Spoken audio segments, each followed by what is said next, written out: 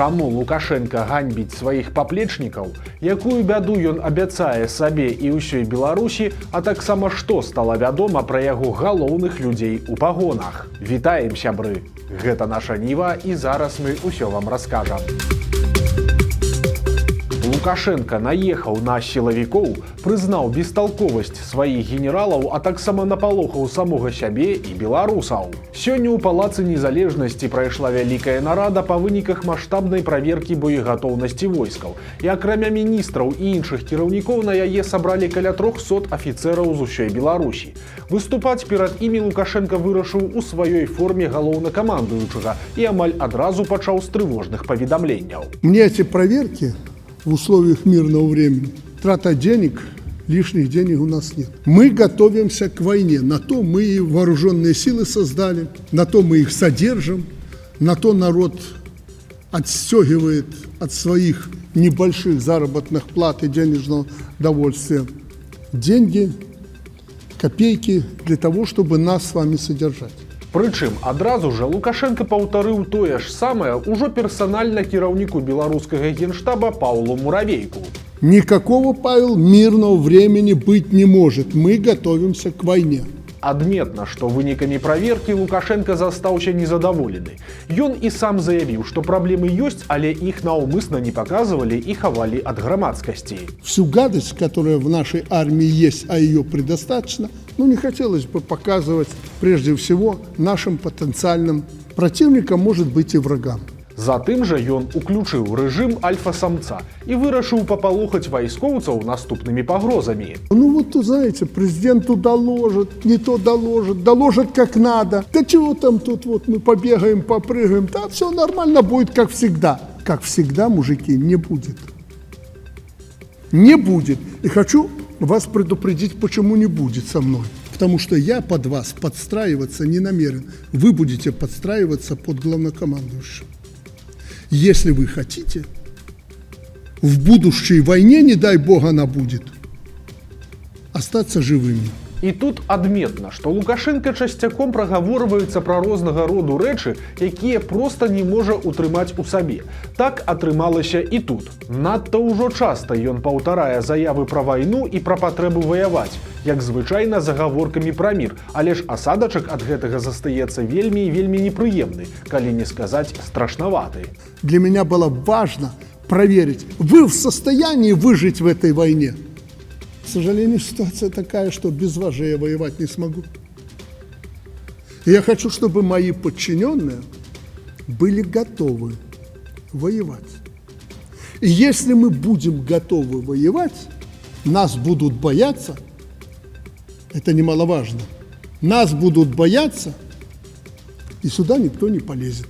І тут важна разумець, што ніякая Польшча альбо Літва раптоўна нападаць на Беларусь не збіраецца, і нейкі канфлікт ці, барані Божа, ваенныя дзеянні магчымыя толькі ў двух выпадках. Першы – гэта нейкая агрэсія з боку самога Лукашэнкі, што таксама яму цяпер зусім не патрэбна, таму што амерыканцы ездзяць на паклон і жыццё, можна сказаць, нарэшце пачало наладжвацца.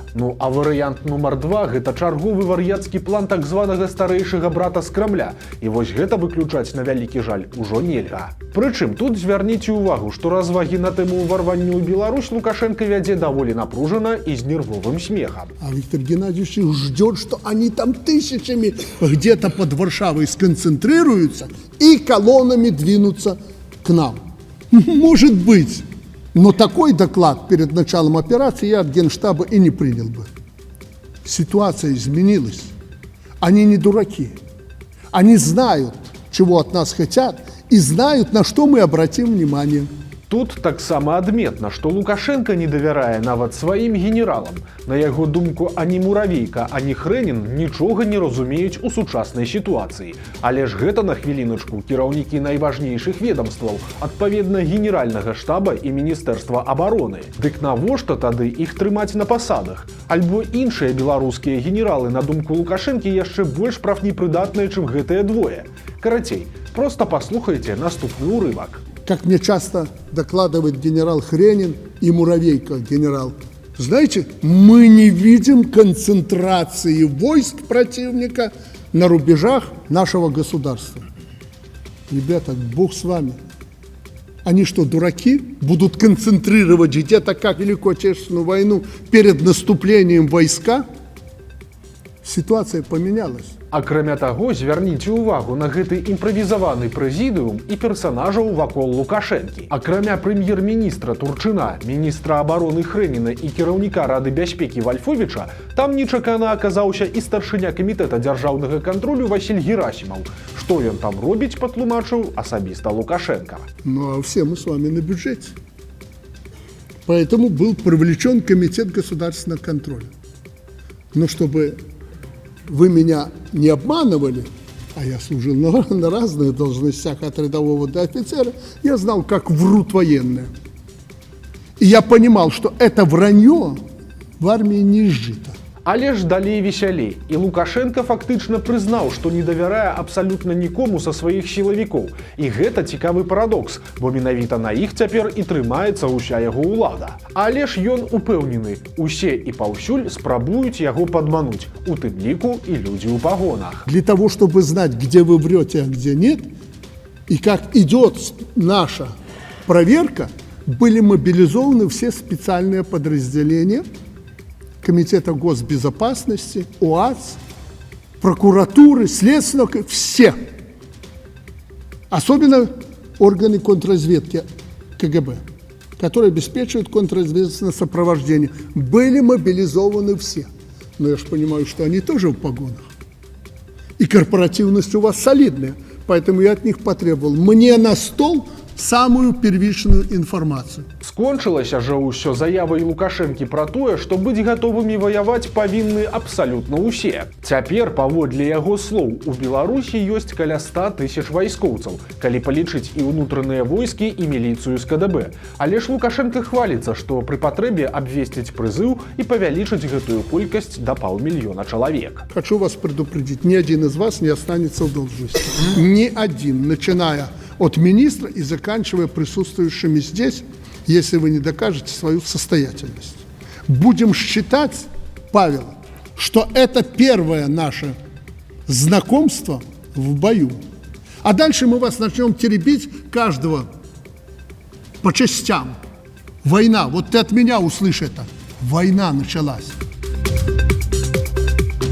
Выглядае, што сакрэтныя лекі для Лукашэнкі ўсё ж спрацавалі. Апошнім часам яго залішняя вага надта ўжо кідалася ў вочы. Яе часта абмяркоўвалі, ды і сам Лукашенко гэтыя размовы дакладна заўважаў. Часам ён нават спрабаваў іранізаваць на гэтую тэму. Помните, сколько было вою и вони после принятия мною решения по ценообразованию? Рухнем. Простите меня, жрать будет нечего. Завтра все исхудают так, что будут кожа и кости. Кто похудел? Ну, на меня посмотрите, увидите. А чего вы аплодируете? Что я не худею? Я займусь этим. Але ж праблема яўна была.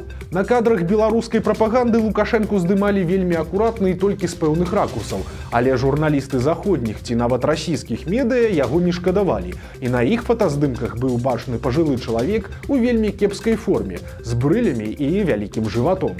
Змены ў знешнім выглядзе Лукашэнкі пачалі заўважаць некалькі месяцаў таму, са снежня 2025 года. Падчас праверкі боегатоўнасці ўзброеных сіл у лютым па фота было бачна, што вайсковая куртка на Лукашэнку ўжо трохі боўтаецца, а падчас паездкі ў Дрыбінскі раён было заўважна, што цывільная вясновая куртка Лукашэнкі яму стала ажно трохі вялікай. Разгадка жа такой трансфармацыі падобна крыецца ў дапамозе амерыканцаў, бо яшчэ год таму падчас першых візітаў трампаўскай дэлегацыі ў Мінск Лукашенко актыўна цікавіўся ў гасцей амерыканскімі лекамі для пахудзення. Той жа Джон Коул пасля прызнаў, што расказваў Лукашэнку, як сам скінуў вагу, выкарыстоўваючы ін'екцыі прэпарату Zepbound. Пасля гэтай размовы амерыканскія чыноўнікі вырашылі вывучыць магчымасць арганізацыі паставак тых жа лекаў для асабістых патрэб кіраўніка Беларусі. І падобна, што гэты падарунак Лукашенка ў выніку атрымаў. Унікальны артефакт знайшлі пад Віцебскам. Мясцовыя камунальнікі капалі вадаправод, а дасталі каменны крыж, якому 400 гадоў. На яго натыкнуліся падчас работ, якія Віцебск вадаканал праводзіў у вёсцы Кароўка за Дубровінскага сельсавета, што непадалёк ад Суража. На пярэднім баку знойдзенага крыжа можна разабраць груба выдзяўбанае імя нейкага Герасіма Ігнатовіча. Кім быў гэты чалавек, пакуль невядома. Акрамя таго, на крыжы можна разабраць старажытныя сімвалы, якімі пазначалі лічбы, і яны сведчаць пра тое, што той загадкавы Ігнатовіч памёр у 1600 нейкім годзе. Канкрэтней сказаць пакуль цяжка, але датаванне 17 стагоддзям не выклікае ніякіх сумневаў. Крыж ужо перадалі гісторыкам, і пасля вывучэння ён будзе размешчаны ў музеі Віцебскай ратушы. Трохі нечаканы працяг тэмы, з якой мы пачыналі гэты выпуск. Журналісты Deutsche Welle пацікавіліся данымі аб закупках беларускіх сілавікоў, прычым не шараговых, а спецназаўцаў з элітнай часці 3214, і высветлілася, што яны вельмі любяць салодкае. Так, за апошні год для байцоў закупілі значныя аб'ёмы прадуктаў, якія не ўваходзяць у звычайны армейскі рацыён. Гэта 400 кілаграмаў эклераў, амаль 2 тоны тартоў, 2,5 тоны мармеладу і зефіру, звыш 2 тонн глазураваных сыркоў, сотні кілаграмаў печыва і садавіны, а таксама 2 тоны арэхаў і амаль 150 тысяч літраў соку. Адметна, што ні адна іншая вайсковая часць Беларусі не давала падобных заявак. Акрамя таго, бібліятэку гэтай часці масава закупляюць кніжкі па псіхалогіі і самаразвіццю, ад вопыта выжывання ў канцлагеры Франкла да брашур з назвамі «Баявое НЛП» ці «Як стаць геніем камунікацыі». Прычым, крыніцы сярод былых сілавікоў адзначаюць, што часць 3214 заўсёды знаходзілася на асаблівым становішчы, але яе роля і рэсурсы прыкметна выраслі пасля таго, як намеснікам міністра ўнутраных спраў стаў Мікалай Карпянкоў. Паводле суразмоўцаў журналістаў, Карпянкоў умее дамагацца дадатковых магчымасцяў для сваіх падраздзяленняў і тлумачыць кіраўніцтву, чаму менавіта яны павінны атрымліваць прыярытэт. Іншая крыніца адзначае, што пры Карпянкове значна палепшыліся і матэрыяльныя ўмовы службы. Ва ўнутраных войсках у цэлым павялічылася колькасць кантрактнікаў, а таксама пашырылася жыллёвае забеспячэнне на льготных умовах. І толькі летась для сілавікоў здалі 2 новыя дамы. Акрамя таго, ідзе актыўнае пераўзбраенне і ўзмоцнены упор на падраздзяленні, якія арыентаваныя ў тым ліку на падаўленне пратэстаў. Цяпер яны складаюць каля 35% ад агульнай колькасці. Лукашенко атрымаў удар у спіну ад самога сябе. У Беларусі рэзка вырасла доля стратных прадпрыемстваў, і цяпер такіх ужо больш за траціну. Нават па афіцыйных даных праблемы маюць ажно 32% арганізацый. За мінулы год колькасць стратных прадпрыемстваў вырасла амаль на 7%. Галоўнай прычынай такой жахлівай сітуацыі сталі складанасці з экспартам. На галоўным расійскім рынку попыт істотна пагоршыўся. У дадатак пастаянна ўзнікаюць перабоі з пастаўкамі ў іншыя краіны, што таксама негатыўна ўплывае на прыбытковасць. Беларускія ўлады гэта добра ведаюць і нават прызнаюць, але гэта не адзіны трывожны паказчык, бо ўзровень запасаў гатовай прадукцыі на складах па стане на 1 сакавіка вырас да 90,6% ад сярэднемесячнай вытворчасці. Для разумення, нават у складаныя часы пандэміі ў ліпені 2020 года запасы гатовай прадукцыі былі меншымі, чым цяпер, і былі на ўзроўні каля 80%.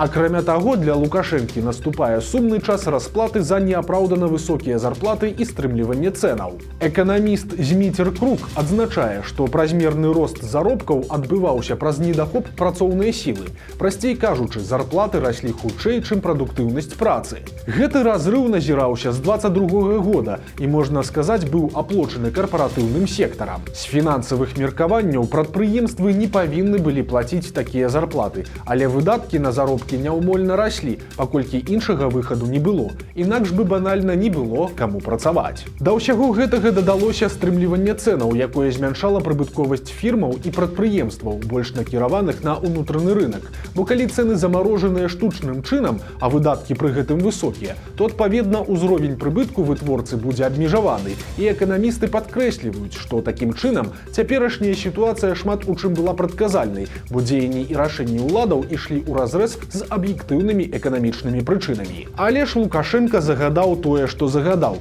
і чыноўнікі зрабілі тое, што зрабілі, адцягваючы непазбежны момант. Ну і вось пачынаецца яшчэ адзін крызіс, які паціху набліжаецца да стану катастрофы. Жыхар Калінкавіча ў міжволі паставіў страшны рэкорд. Ну ці хутчэй антырэкорд, які стаў апошнім у яго жыцці. Цела мужчыны без прыкмет жыцця знайшлі ў яго ўласнай кватэры, і экспертыза паказала, што ён сканаў ад вострага атручвання этылавым спіртам. У яго крыві было больш за 10 з паловай праміле. Для разумення летальнай дозай лічыцца утрая меншая доза – 3 з паловай праміле. Стала вядома, калі ў Беларусі пройдзе чарговы суботнік і на што пойдуць грошы. Паводле пастановы, якую ўжо падпісаў прэм'ер-міністр Аляксандр Турчын, суботнік адбудзецца 18 красавіка, а сабраныя на ім сродкі ўлады накіруюць на будаўніцтва апошняй мары Лукашэнкі – новага нацыянальнага гістарычнага музея ў Мінску. Нагадаем, што яго ўжо будуюць на месцы, дзе раней знаходзіўся аквапарк Дрымленд. Канцэпцыю экспазіцыі вызначыў асабіста Лукашенка, і як трапна заўважылі журналісты партала «Зеркала», ён высунуў да праекта ўзаемавыключальныя патрабаванні. З аднаго боку, каб у музеі аб'ектыўна распавядалася гісторыя, а з другога, каб яна была адлюстраваннем той палітыкі, якую Лукашенка праводзіць сёння ў Беларусі. Вось такія навіны серады. Подписывайтесь на канал, ставьте лайки альбо дизлайки и выказывайте заўвагі ў каментарах. И, конечно, читайте нашу Ниву, глядите нашу Ниву и любите Беларусь. До сустрэчы завтра.